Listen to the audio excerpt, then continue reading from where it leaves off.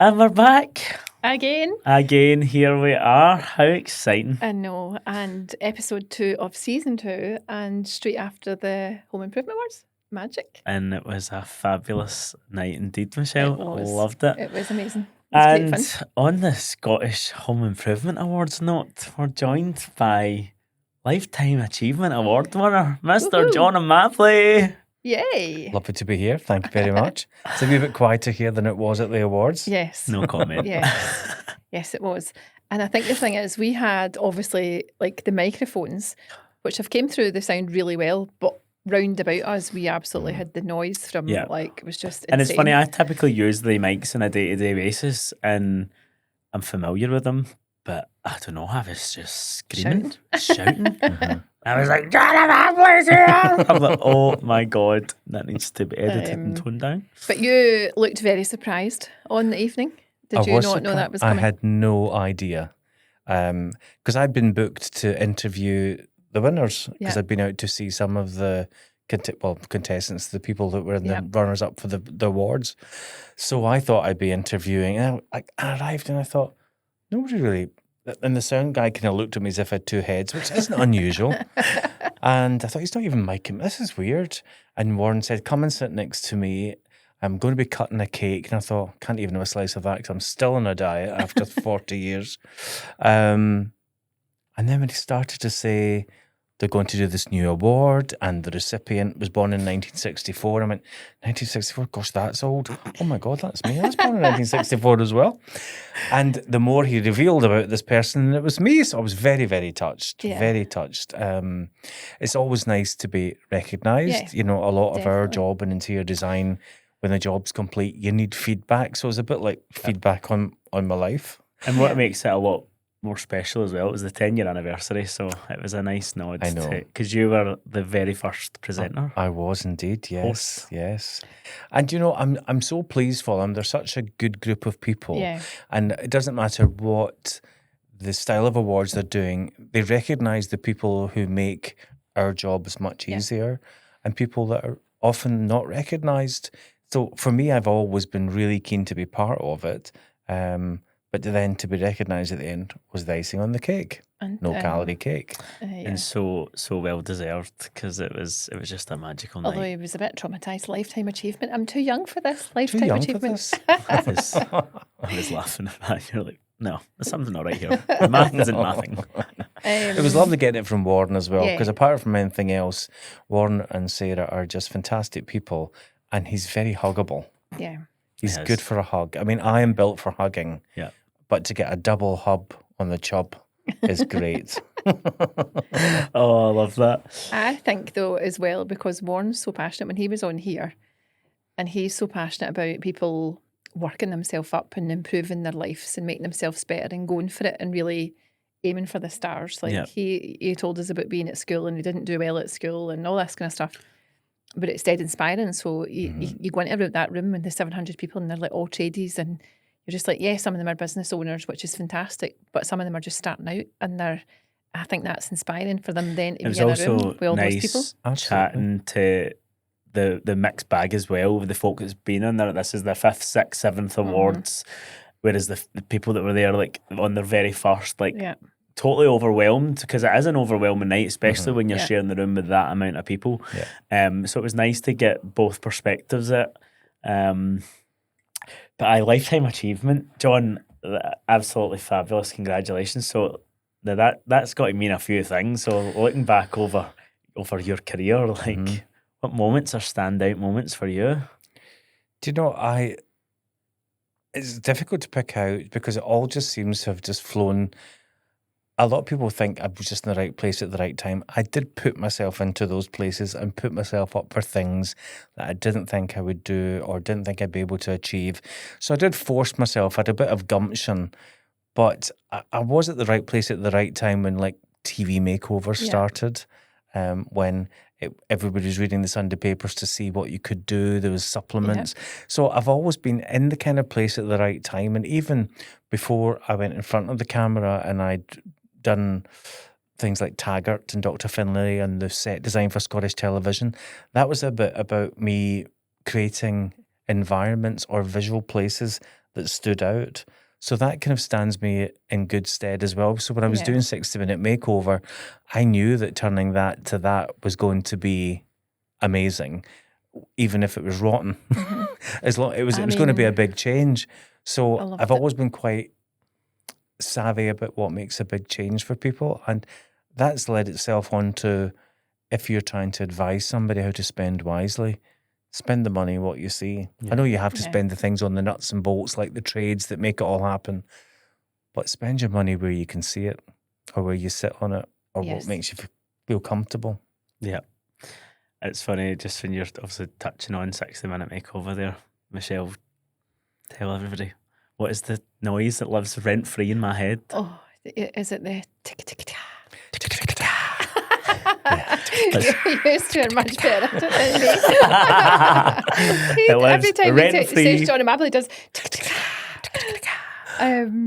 so who did you present with then? Who were you in with? All of them. All of them? Because I remember watching it, but there was various presenters. Well, it started off on the back of Better Homes, which I did with Carol Vorderman. Yes. Yeah. We had the 2 houses, and the one that added the most value won the value of the makeover, that kind of thing.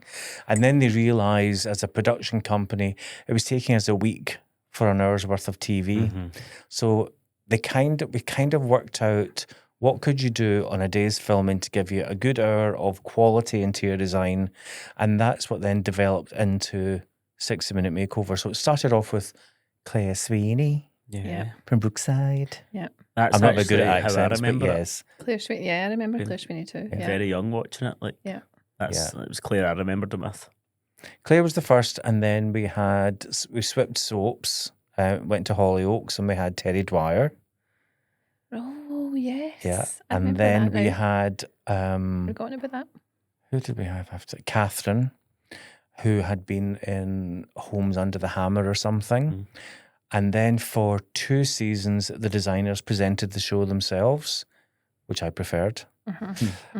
Because if you're working with a presenter, if you give too much away in the conversation, they'll then ask you the question that you want to answer, and you just go, yes. So there was a lot of that, and I enjoy presenting anyway, and a lot of the communication and bonding I had with the families to get the interior right. I think that showed through. And then at the end, what's his name again? Peter Andre. No. Peter Andre. So that, wow. Yeah. I didn't know that. Yeah. There we go. Peter Andre did the last 2 seasons. Wow. Did you not see those ones? Oh, they're great. John, I must have missed that one. I was doing my research as well. Well, Peter Andre, he did the last 3 seasons, and that was great because it brought a different dynamic to it. And I think everybody thought, oh, he's going to be starry, it'll be the Peter Andre show. His name was above the titles, but I can honestly say, what a genuine, giving, great person to work with. So humble, great with all the trades, great with me, the other designers, so good with the people as well.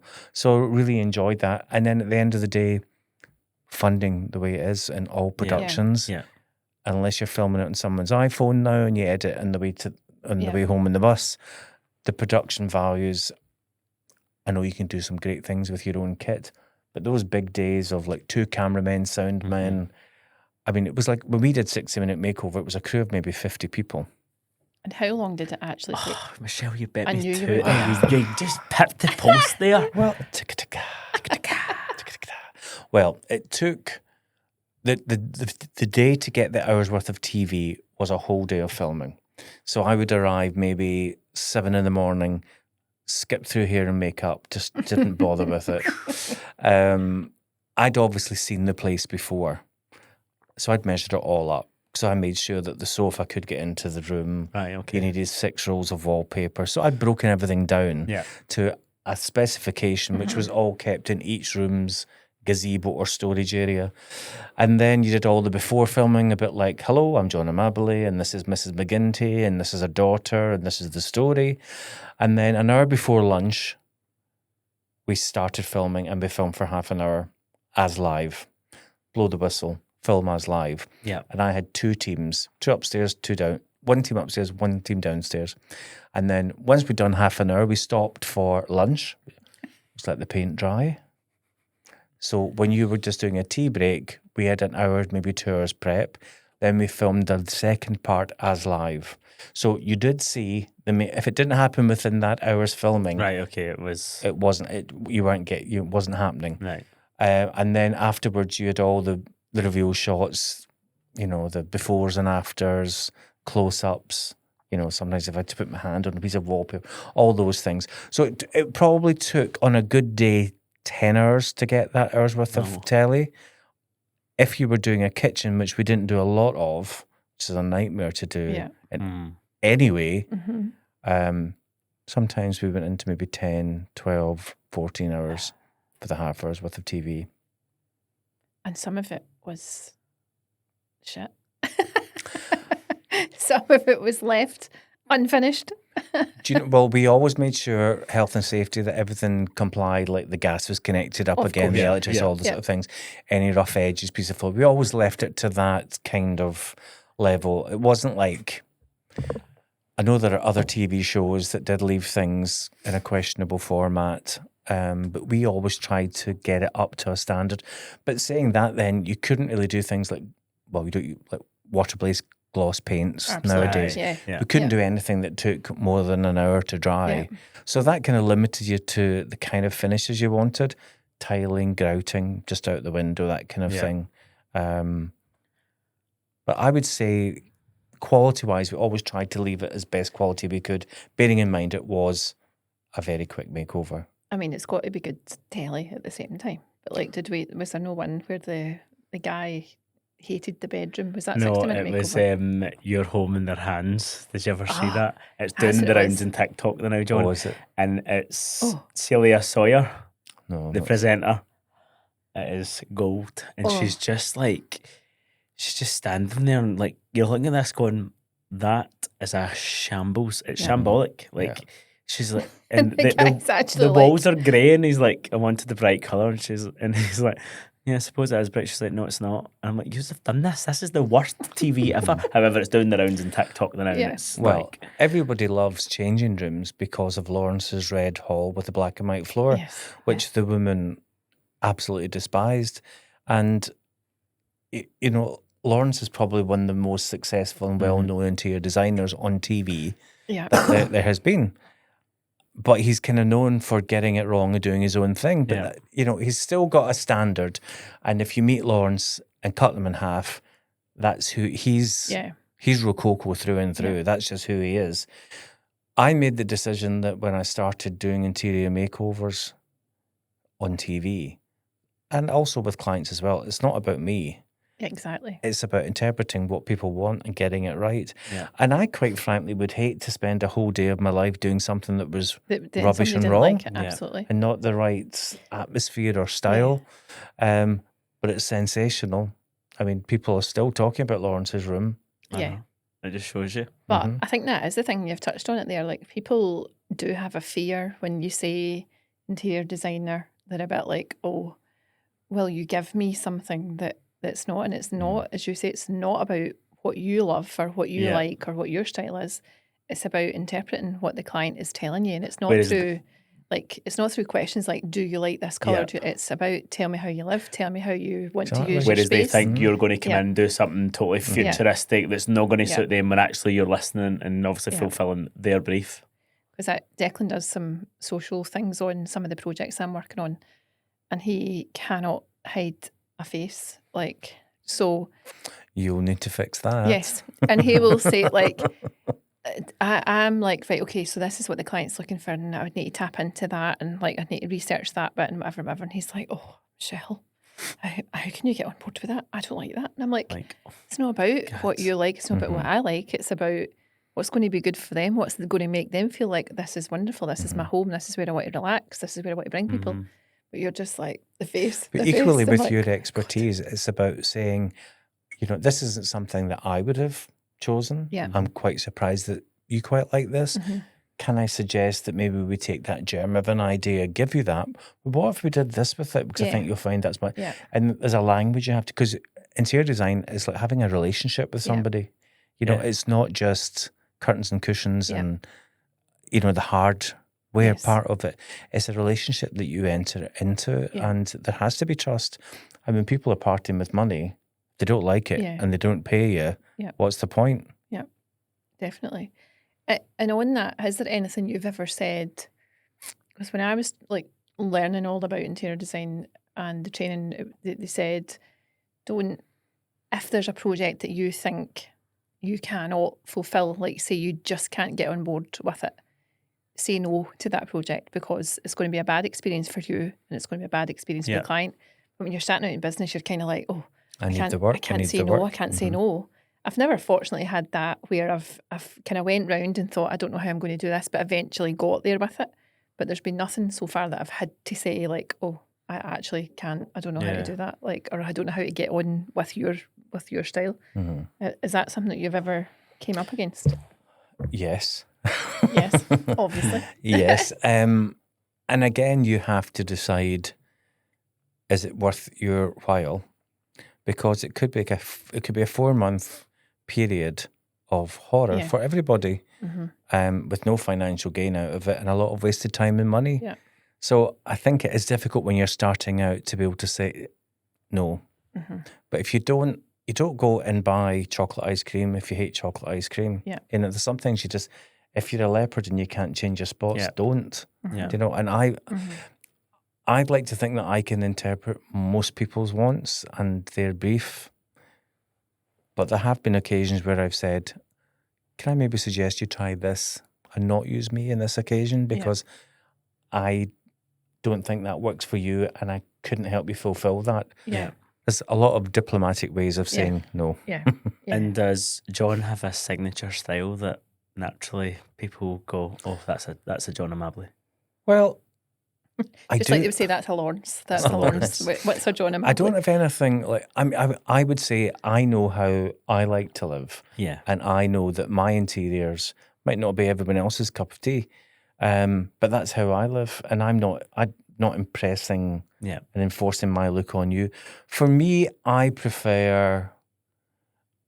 like luxury, comfort, tidiness. I'm a little bit OCD. I like symmetry. I do like blues. I still like neutrals. But I'm seeing new things all the time. I mean, that's why I've wasted so much money. In my last flat, I had 3 kitchens in 6 years. I just kept thinking, no, this is the kitchen of my dreams. I was wrong all along. Until you go, did I waste another X amount of money when the kitchen was absolutely fine? So I think what I try to do, and I try to say to people as well, think about longevity.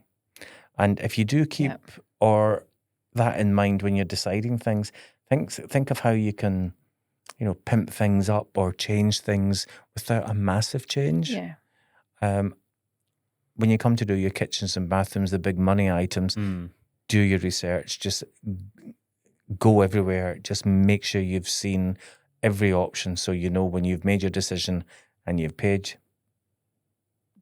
handsomely that it's what you want. Absolutely. So the question is, did you do the grey and the chrome look at any point? No. I bypass. There are elements where I have gone a bit more cool. And saying that, my kitchen was a greyish cashmere slab door, which I hate now. So I've done it again. And I did go for a kind of greyish floor, but it's got a lot of warm tones in it. It's there's a lot of beige in there. There's a lot of, neutrals, and I can warm it up with copper. Yeah. I'm not really a grey person. I know everybody loved it. It was like Magnolia. Grey was the new Magnolia. When I started doing Better Homes with Carol Vorderman in the late 90s, everybody wanted cream on cream. And the producers used to say, we can't have any more makeovers that are cream because you can't see it on camera. It's just like a cream snow blizzard. And they want amazing transformations, but that's what everybody wanted. Yeah. Tone on tone, toffee but tones. That's funny you say that, John. I was born in 95, right? And nobody likes a show off. But see, looking at like my childhood photos, like it's that, I think you know exactly the sofas I'm going to talk about. It's that cream, the buckled round arms, and it's got that high pattern, like kind of stripe through it. And then I see, like, especially this year, turning 30, I know the people I went to school with turning 30. Everybody had that same couch. The big arms with the cream on the cream with the kind of, it's like a pattern stripe through it. You know, everybody had that couch. I know. It was just I didn't. This was him just to tell us he's 30 twice. Did you get that? 1995. Just a number. It's just a number. Yeah, but I think the thing is, and that brings us probably on to trends, and I would say I'm not a trend follower. I don't necessarily jump onto a trend, and I wouldn't say to somebody, oh, let's get this trend. I'm a bit like you where you say, let's longevity, let's go with what your trend is, what you like, rather than what's out just now. Like, let's not do the grey on the silver on the chrome and the sparkle and everything else. Let's go with what you like. And you'll have seen it all, considering it, like, Scottish interiors across homes have effectively evolved over the last 20 years, like, massively, especially if you're doing obviously makeover shows to now. And there's a lot of, like Michelle was saying, a lot of trends being followed, and everybody jumping on said bandwagon, and the grey boat has sailed, and Definitely sailed. And then it came into the greyish, and now we're I think if anything's changed because we all have social media and we do see programs like Place in the Sun. Yeah, we're casting the net a little bit wider, so you can see how people live in their Californian or San Diego apartment, or the little Greek villa, which is great, but we don't have the same light. No. The amount of people that have come back from Greece, they paint their house white with blue, and they're freezing by the time they're halfway through September, because it's just cold. And you know, it's lovely if you're having a lovely meal outside and the sun's still shining. But you have to relate that back to where we live and our colour and our light and our temperature, our temperate climate and things. It's just, I think in a way it's better because there's a bigger pond to fish in, but sometimes it's too much to choose from. But I think I always say to people, like, if I'm giving them paint choices or wallpaper choices, I say to them, put it up on your wall, put it in different parts of your room, and look at it over several days in different lights. So look at it in the morning when you get up, look at it later in the afternoon. If it's a room you're going to be working in, how does it feel? How does it make you feel? It's all that kind of stuff, because you're right. Like, what would look in my house would look totally different in your house, because I live in a converted church. So the windows I've got are huge and I get masses of light. But putting the same colour into a new build or whatever it would look entirely different. It's all relative to my course was a 4-year course of interior design, and there was a lot of interior architecture and colour and light, so probably could have condensed it down to 2 years, but it was a 4-year course. So it did make us think outside the box and make sure that I can work with architects. I can do an electrical plan, I could do a plumbing plan. Maybe prefer picking cushions, but you have to do the necessity bit as well. The project has to fit the person, has to fit the building, has to fit the budget, has to fit the lifestyle. Yeah. It's a lot of boxes to tick. Yeah, and people do think that it's just about like the fluffy stuff. I did a commercial project, and it was a bar and a restaurant, etc. So there was a lot of behind the scenes stuff that needed done. The bar, all the operations of the bar. I learned so much about that. Like, the architect was like, right, Michele, I need to show you this pipe. I need to show you this. And I was like, why do I need to know that? Like, I just want to deal with the wallpaper. But obviously I had to know certain things. I had to know the space between the bar and the serving area and the height it had to be. So there were lots and lots of stuff. But I enjoyed learning all of that. But it was constantly said to me by the project manager, but we don't have money for that. That's the fluffy stuff. We don't have money for that. It's the fluffy stuff. And I was like frustrated, because at the end of the day, if it's a restaurant where the public are coming in, what do they remember? The fluffy stuff. Exactly that. I know. And I was like, this is how people are going to come back, because you're going to create an atmosphere that they want to come back to. And that's about the seating, it's about the lighting, it's about the wallpaper, it's all of that stuff. It all comes back the to that full bathrooms, circle. the Instagram shots in the bathroom and all the rest of it, like all of that. But it was really difficult to get the point across, because they just seen it as fluffy. didn't they? Frustrated the life out of me. So guys, just a wee quick interruption to today's episode. We're thrilled to announce that the Scottish Interior Podcast is proudly sponsored by Tyrrell's Home Furnishings. Tyrrell's has a wealth of experience, over 90 years within the industry. So a huge thank you to Tyrrell's Home Furnishings for supporting the podcast, bringing style, comfort and inspiration to homes across Scotland. It's just so funny looking back that looking at it now has been established. It's everything that everybody talks about. But so between a commercial and a residential project, what would be your favourite? What would you? Unless you come across someone who's going to be sticky with the budget of what the aesthetics are going to end up looking like, I do quite like the commercial because it's a bit more about you. It is you. You're not. There's less interference of a client saying, "Oh, I don't like that." The next thing, but sometimes you can get bogged down with the detail. You know, I've often said to tradesmen, "Listen, I'm not just here to jump through the woods with a basket picking pansies and cushions on a Tuesday."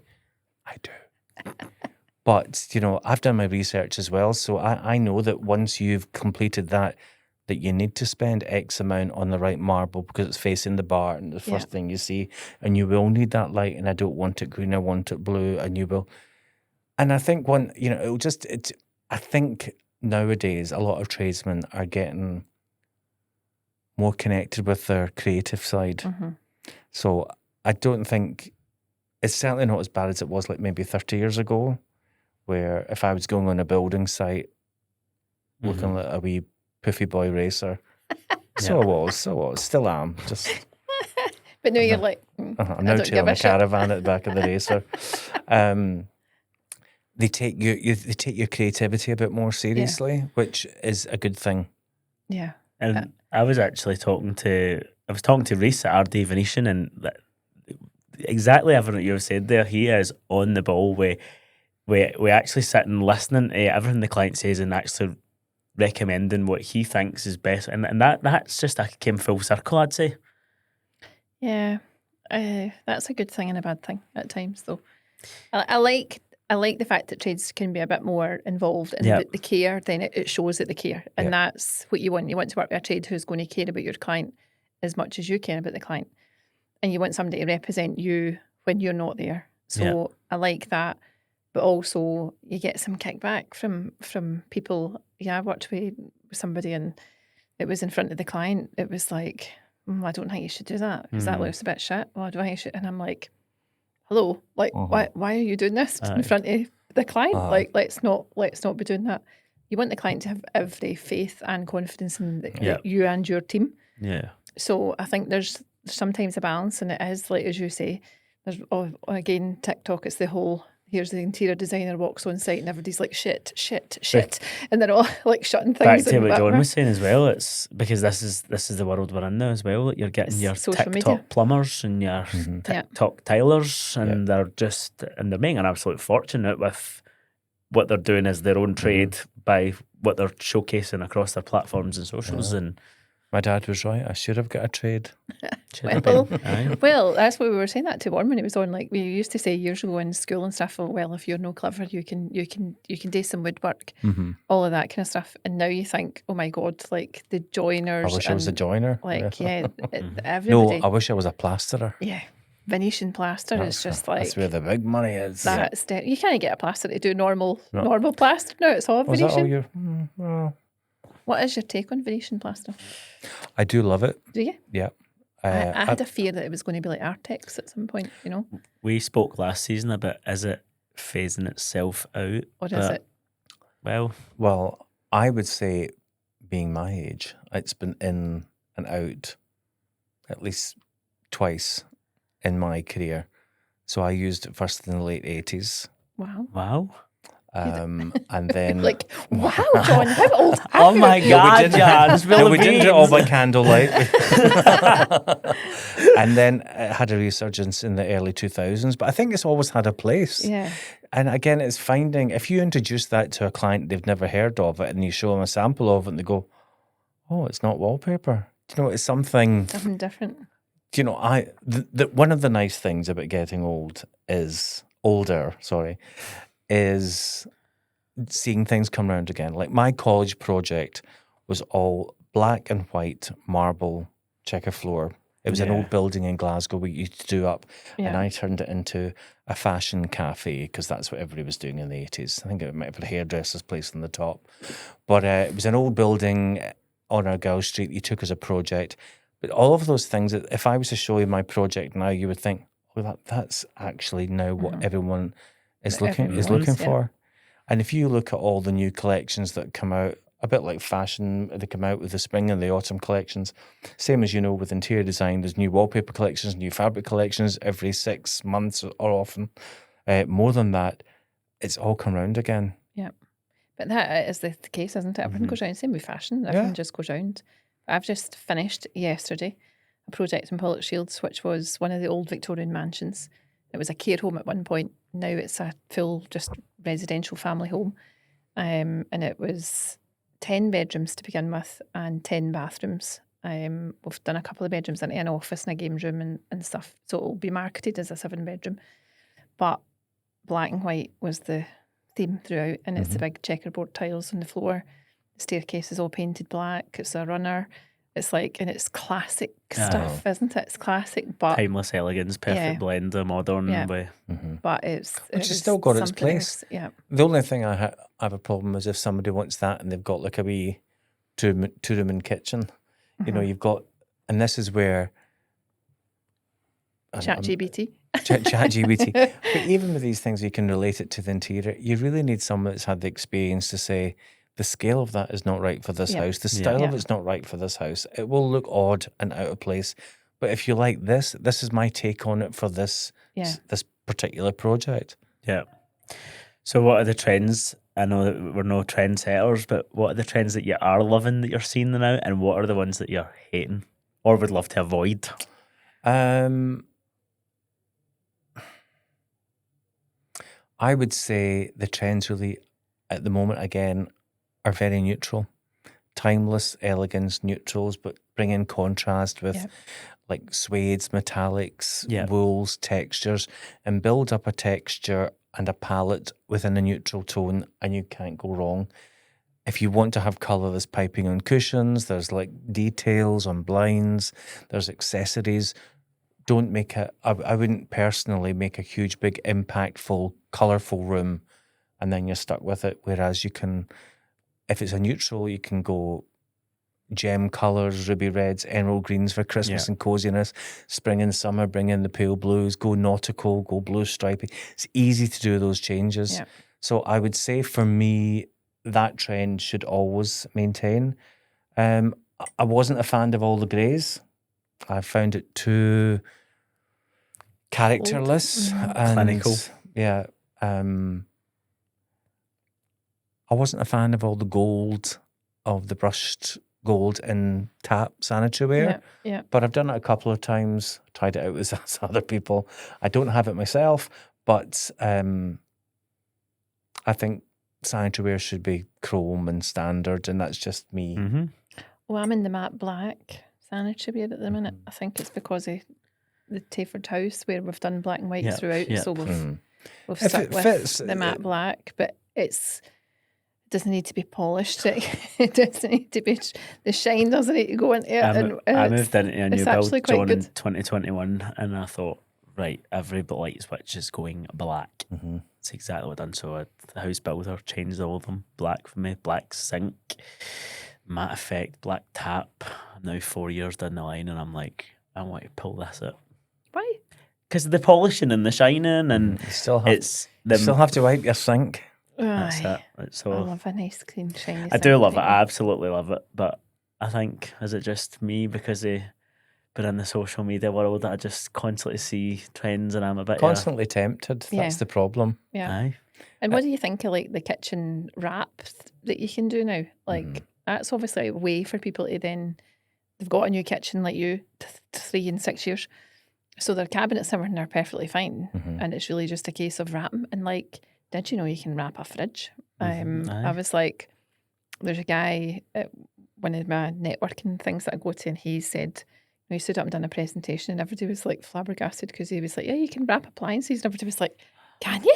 we can wrap appliances. And it was like light bulb moment. But I think what a great way for people to be able to do an update without spending thousands. Well, most of the money in the kitchen is the carcass and the joinery work. So if you're just changing the doors and maybe you can splash out and save up for a pimp up the worktop type thing, there's ways in which you can get the look further down the line.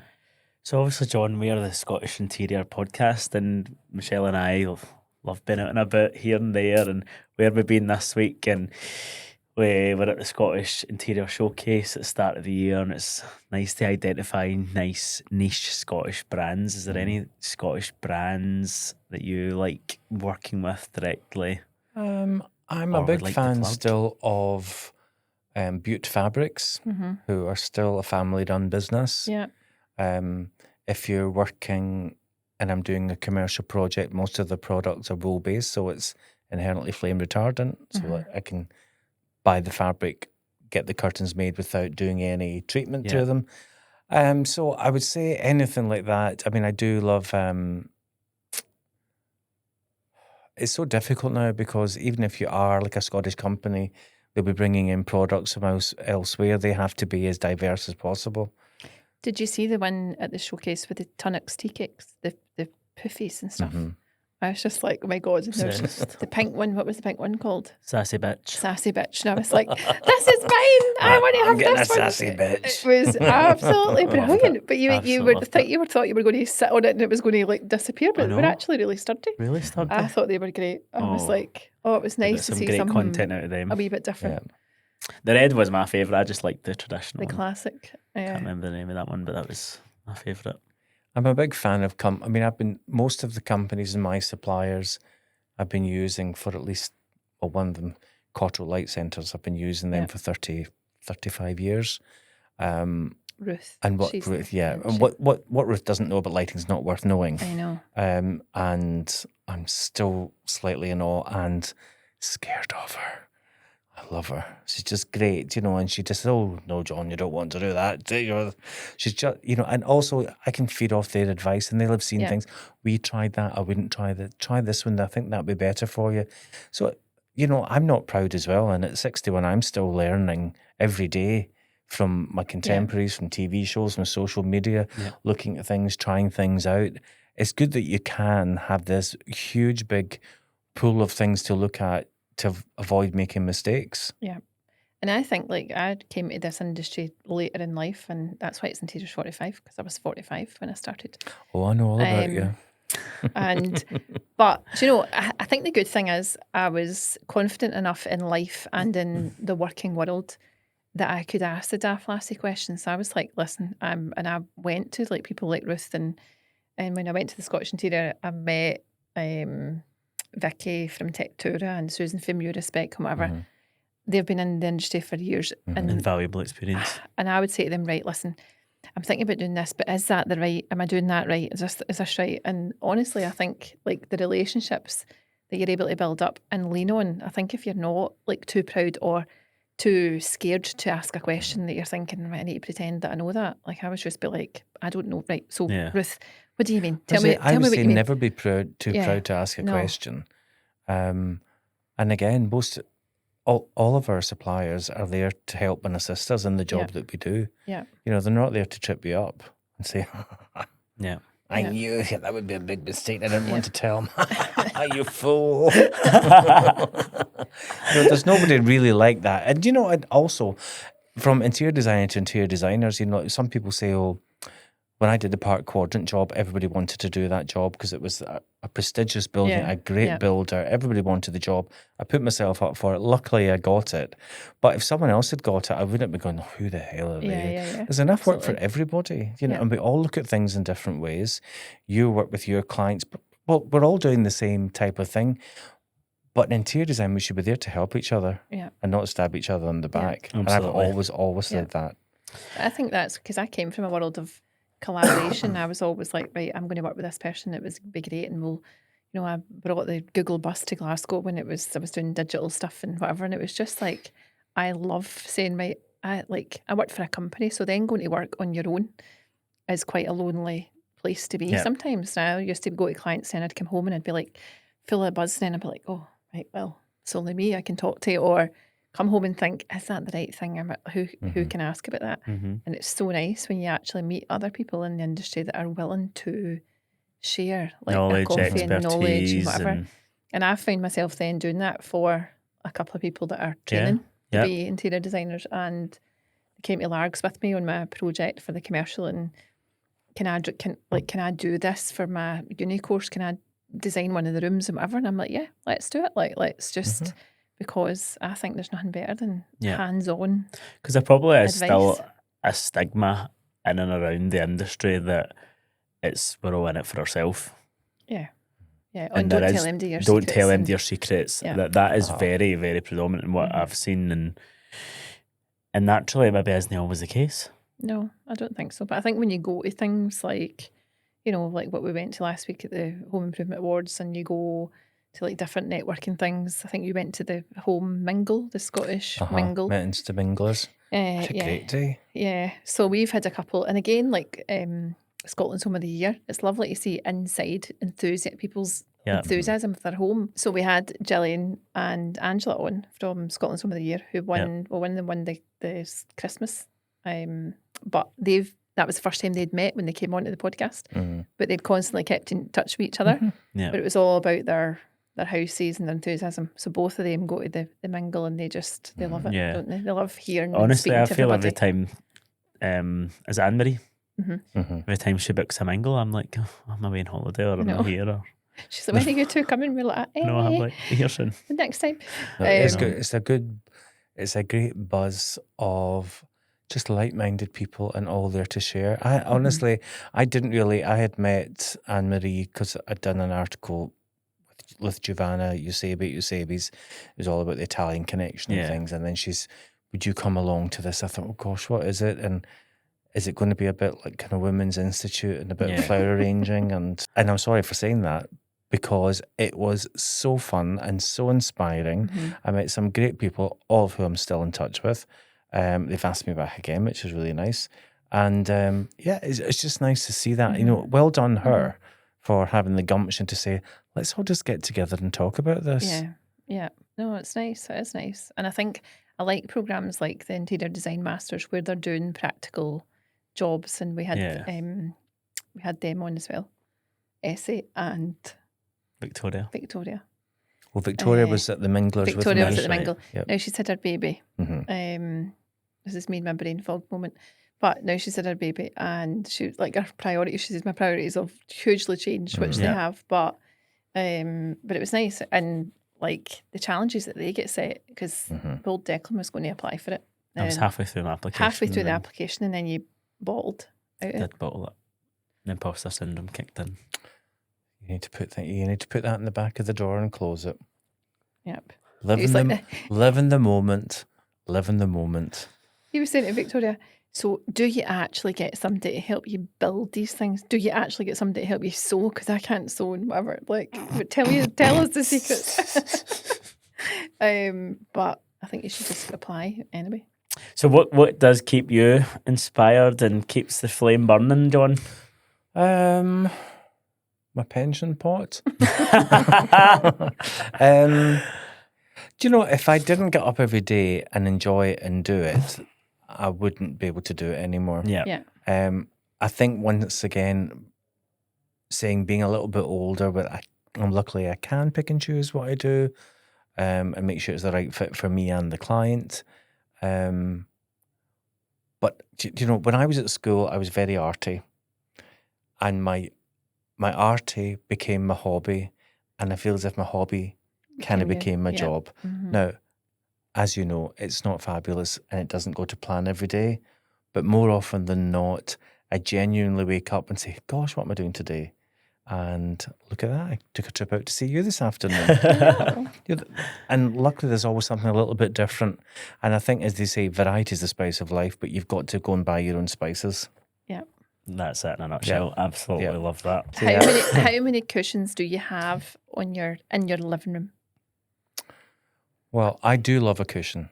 It is my only addiction.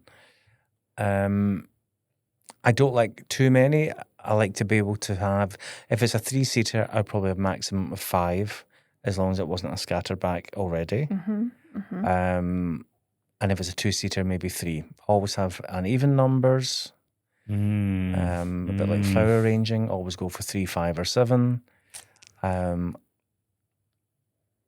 It depends. And I like to vary the sizes of them as well. Go for 50 or 60s and then go for 30 to 40s underneath. I still like the karate chop. I have one client who says, please don't come round. I'm going to go to the bathroom, karate chop all my cushions for me again. I like them on the diamond, on the point. And I said, it's too carnival-y for me. I'm not that. I'm more that. I'm very, very seldom told that I'm square, but I am square. Me too. God, I don't like a diamond cushion, no. No, but you like to put things at an angle.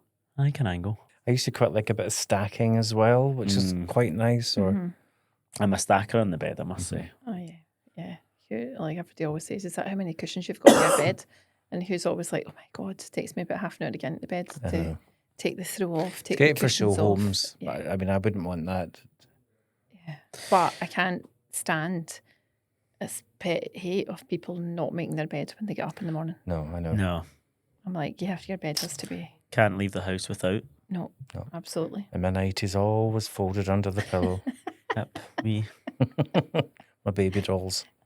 And then recently we were putting in, what was I doing? I was putting in bedside cabinets, was a staging project I was doing. And only one drawer within the set of bedside cabinets had a lock. Oh, yeah. And I was like, that's nice for that. Wonder what's going in that wee drawer. I was like, tell me what's happening in there. I actually thought it was for a filing cabinet for a desk. It's a set of drawers. And Tyrrell supplied the furniture, and Chris was like, no, it's an optional extra. You It's can add on amazing your top what drawer. you find in people's homes. Oh, yes. Very and I'll much leave so. it there. That's a book I could have written 20 years ago. We were taking people's homes apart to get ready for the 60-minute makeovers. Sometimes people have forgotten to remove very private items. Yes. Oh, John. God, Not to be socially media spread. And one of the last questions I've got is, and obviously you're a Lifetime Achievement Award winner, John. You've been doing this a long time now. Is there a dream collaboration or project that you've not done as yet that you would love to do, or have you done it? Do you know, the only thing, and I decided not to do it, I did fancy 10 years ago having my own hotel where I could design and have it all the way I wanted to and get the right people in to run it. And then I thought, but I'm going to have to run it and be there. And I can't have a place where I say to people, relax, don't touch anything, but relax. And I'd realised I was doing it for all the wrong reasons. Yeah. So, no, actually, do you know, I'm not being complacent. I'm very lucky that I've had a chance to have a shot at everything, really. I know I've worked in film, I've worked in television. I was a storyboard artist in Shallow Grave. I worked with Danny Boyle. I know a lot of actresses and actors. Yeah. I've done nightclubs. I've achieved a lot more than I ever thought I would have the opportunity to. Wonderful. So I'm very lucky. Love that. So that brings me on to my favourite part of the podcast. So this is a little quick fire round, John. So one word answers, please. Okay. Go to paint colour right now.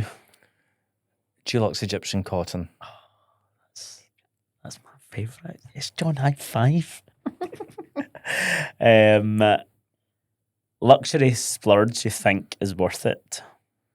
Mirrors. Open plan or cosy room? Cozy room. TV show you binge when you're off duty? I've just finished watching The Studio on Apple about making a TV and film production company in California. Love. Tea or coffee while you design? Coffee. If you weren't a designer, what would you be? An actor. That was quick off the bat, that one. Fabulous. It's been great having you on. I've loved it. Thank you so much. I think we said for this season 2 that we wanted our listeners to be able to take away like some good, helpful hints and tips and wee ideas. And I think like some of the stuff you've said there will really resonate with people. Absolutely. A raw, authentic chat. Thank you.